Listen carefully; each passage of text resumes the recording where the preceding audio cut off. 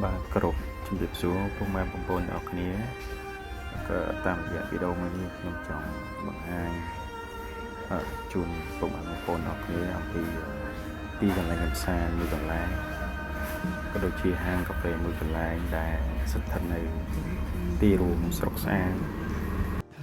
សម្រាប់ទីតាំងនេះផងដែរគឺមានបរិយាកាសល្អមែនទែនបាទទាំងខ្យល់អាកាសក៏ដូចជាមានដើមឈើត្រជាក់អង្គុយញ៉ាំអាហារក៏ដូចជាញ៉ាំភេសជ្ជៈព្រមទាំងបានជួបជាមួយអ្នកលក់ដ៏ស្រស់ស្អាតនិងរស់រាយរាក់ទាក់មែនទែនសម្រាប់ដែរបងប្អូនដែលមានជាលក្ខណៈគ្រួសារមានកូនពីតូចក៏អាចមកកម្សាន្តទីនេះបានដែរនេះក៏មានជាលក្ខណៈអាហារអង្គុយមានចុះមានរឹងអង្គុយសម្រាប់កាយអង្គុយកម្សាន្តអានសភ័យហើយញ៉ាំអាហារក៏ដូចជាអ្វីដែលពិសេសនោះគឺមានអាហារទឹកសម្រាប់ក្មេងពីតូចមិនថាក្មេងពីតូចទេសូម្បីតែមនុស្សចាស់ជំនុំធំក៏អាចហៅបានដែរលាក់ទុកថានឹងមុខស្រួលបងបាត់កាយប្រាអមអើយតា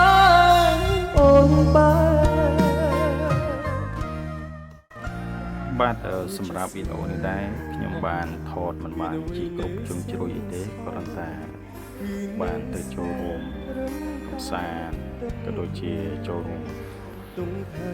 ប្រព័ន្ធទេសភាពនៅទីនោះពិតជាមានផ្កាមានអីស្រស់ស្អាតក៏ដូចជាមានហាងកាហ្វេជាតិឆ្ងាញ់មែនតើអ្វីដែលពិសេសហ្នឹងគឺគាត់មានទ្រីងរសជាតិឆ្ងាញ់ហើយមានច្រើនមុខដែលជាទ្រីងប្រចាំហាងរបស់គាត់ផងដែរបាទហើយនឹងសូមបញ្ជាក់បន្ថែមទៀតសម្រាប់អ្នកដែលចូលរួមមកកម្សាន្តនៅទីនេះគឺតម្រូវឲ្យទិញភេសជ្ជៈមួយកែវបាទមិនចាំបាច់បង់ប្រាក់អីផ្សេងៗទេគ្រាន់តែទិញភេសជ្ជៈមួយកែវអង្គុយចូលញ៉ាំហើយយើងអាចដើរកម្សាន្តមើលទេសភាពមើលផ្កាមើលភ្ញៀវដែលមកកម្សាន្តជាមួយគ្នាហ្នឹងបាទពីច្រើនគឺមានសិស្សឡាមាន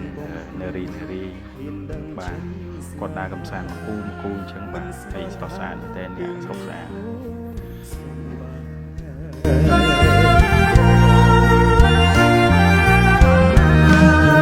បងត្រីខ្មាស់គេប៉ុណ្ណាបើអូនបែកពីបងទៅមានអ្នកថ្មីបាទបើសម្រាប់ខ្ញុំបែកអីក៏បែកទៅបាទបើគេចង់ទៅហើយកុំទៅខ្មាស់គេ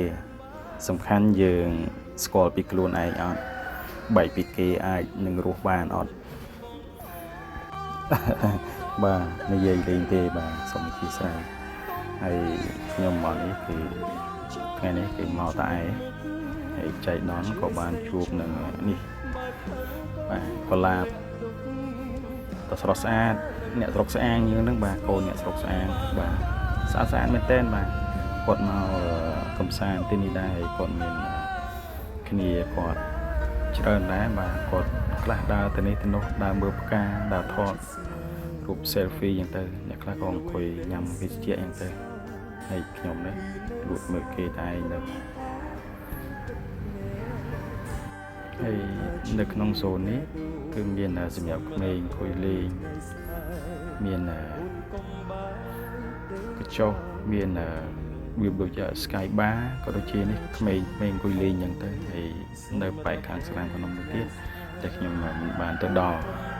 ថតឲ្យឃើញគឺមានអាងហែទឹកទីនេះស្អាតមែនតើបាទមានទឹកមានដើមឈើត្រជាក់ជុំមែនតើមួយទៀតសម្រាប់បងប្អូនដែលមានបំណងចង់មកកម្សាន្តនៅទីនេះចំពោះទីតាំងបើសិនជាបងប្អូនមានចម្ងល់ចំពោះទីតាំងចាំខ្ញុំទម្លាក់នៅលើ comment ជូនបាទសូមអរគុណបងអូនកុំតូនទៅណា